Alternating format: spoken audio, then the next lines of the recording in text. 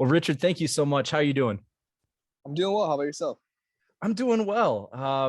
I've been spending a good portion of the day reading up on you, kind of going back over footage, and you seem like a very eclectic individual. You play chess, you like Beethoven.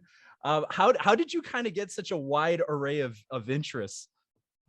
I think what it was is both my parents are educators, and so they try to put me in everything. My they taught me everything at a young age. My mom would, sing the riddle, like the nursery rhymes to whatever it is, and I've just always been kind of curious. I've hung around some friends that they're pretty nerdy themselves, and I really liked what they did, and that led me to that put me towards like learning how to solve a Rubik's cube or learning how to build rockets or playing chess, being a part of the engineering crew when I was in high school.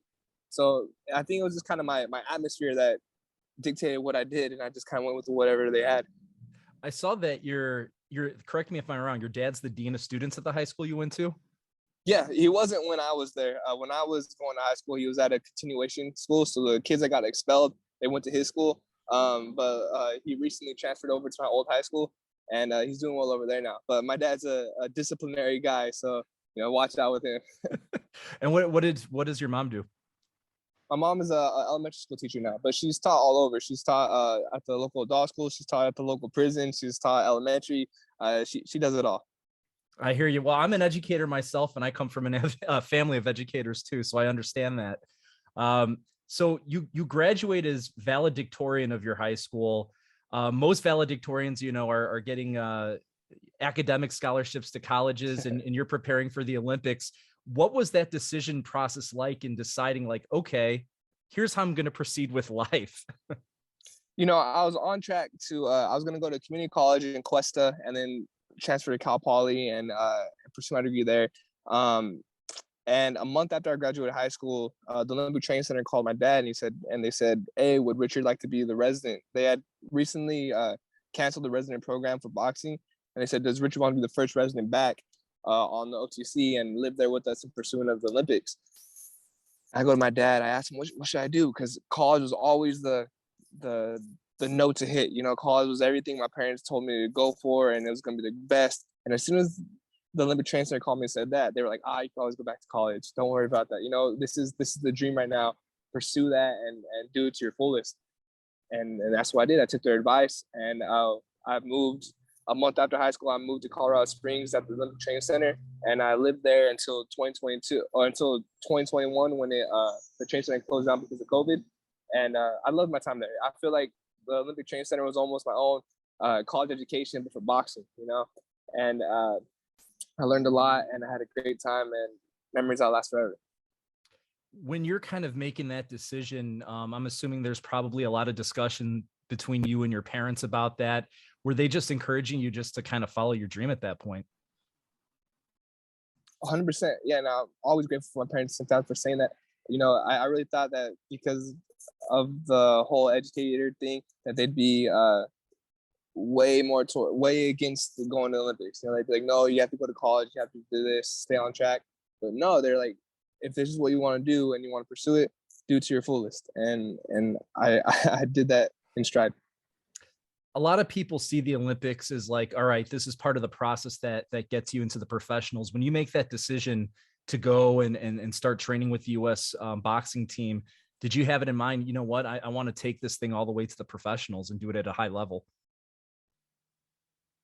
I honestly thought that I was going to be just like my dad. So I thought I was going to go to the Olympic trials, see how that went, the Olympics, and then just go to college after that and become an educator. I wanted to be just like my dad when I was growing up. But it came to the point where if I would have got a gold medal, I don't think I would have stayed boxing because I feel like I would have accomplished everything I needed to accomplish. I feel like there wouldn't have been drive anymore. But getting that silver medal, there's still that urge, that want for something to be great, and that's why I'm still fighting. Is because I want to be on the top.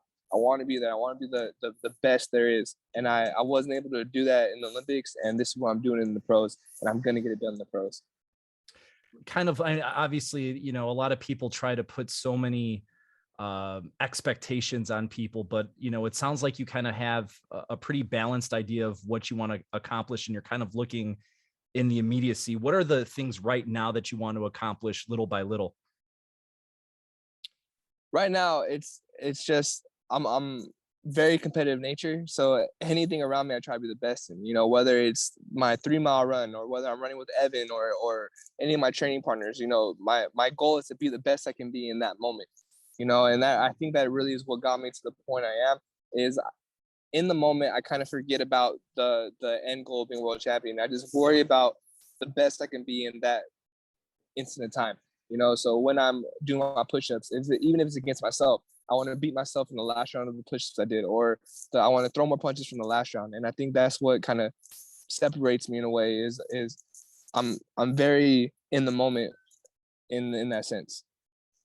I know that in the last fight, yes, you got the knockout in the second round, but you had the unfortunate part of getting a cut over. Was it your right eye? Yeah.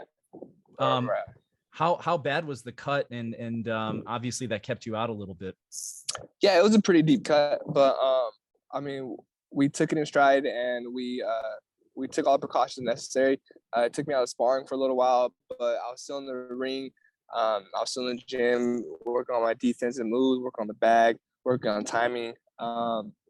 And like I said, we took the precautions necessary. So we have all the vitamin E oils on it. We did everything we need to, and it's closed up, and it hasn't opened up since.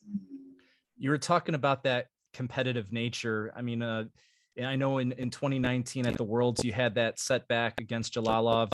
You got knocked out in that fight. How many times did you watch that fight back to yourself? I watched it a lot of times, and I've gotten commented on it.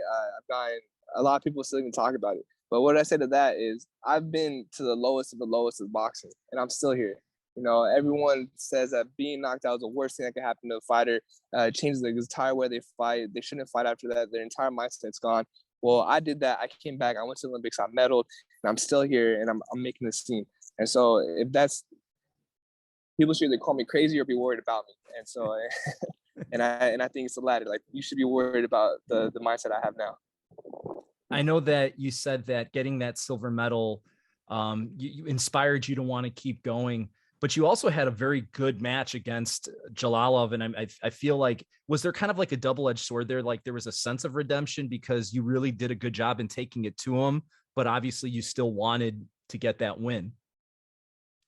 I don't feel redeemed yet. No, I want that fight again, and I'm looking forward to it. I feel like I was able to show the world that I'm here, and that Richard Torrez is a force to be reckoned with. But I don't feel redeemed at all. It's still with me. Would you categorize yourself as a perfectionist? Oh, 100%. Yeah, I want to be the best I can. And I think I honestly think most elite fighters are perfectionists in that sense. We strive for something that's unattainable, and in doing so, we get close to it though. What has been the biggest difference or differences that you've seen since moving on to the professional ranks? What's changed in your life, and speak about those differences? I mean, one of the big things I think that I didn't know as an amateur going into pros is the actual business side of things. The business side of things is a big thing in professional boxing. In the amateurs, all you do is worry about your fight. Now there's a little more. You worry about like the media. You worry about your shorts. You worry about your shoes. You worry about how everyone's gonna look at you. And it's a different. It's a little different in that sense, but overall, when you get in the rings, I think it's the same thing. There's the same size ring. There might be a little more crowd, but overall, it's the same feeling, and that's what I love about boxing. The expectations that come with being an Olympic silver medalist, you hear a lot of people talking, you get a lot of people writing about you. How do you handle those expectations personally? The expectations that other people have on me are nowhere near the expectations I have on myself. So with that being said, they can assume everything they want to assume about me, but I'm telling you, my expectations are a lot greater, and I'm trying to fulfill those expectations. And so they're right on track with what I'm thinking too. You're going into your second pro fight in a week. We're kind of still in summer, but heading towards the tail end of 2020 after, or 2022 after that. Other than this upcoming fight, do you think you could get one more in, two more in your mind? What would you like to see happen? I'm trying to fight almost every month until the end of the year. I really want to get as many fights as I can. That cut set me back a little bit, but I'm here now, and I know it's not leave with my head at all. So, knock on wood, that cut's not coming back, and I want to show everybody that I'm willing and able to fight, and I want to fight. That's who I am. Well, Richard, it's definitely been a pleasure watching you in the Olympics and now watching you in your professional career. Best of luck come next week, and I really enjoyed talking to you. Awesome. It was a pleasure talking to you too. Thank you.